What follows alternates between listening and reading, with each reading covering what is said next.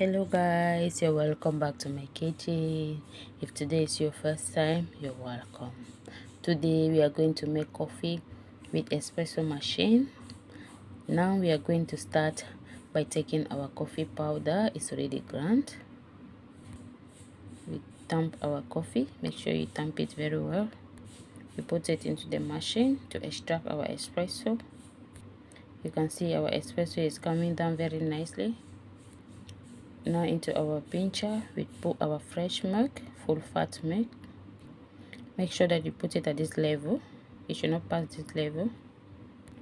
Let's steam our milk. Steam it very well.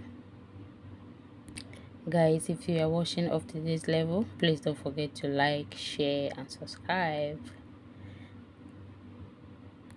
After steaming your milk, make sure you tap it to break the bubbles. Now let's make our heart. Mixing. Now pour your milk. Pour your milk,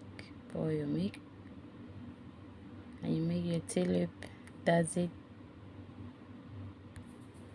You can see our heart. It's not that good, but we are still learning. We are just learning.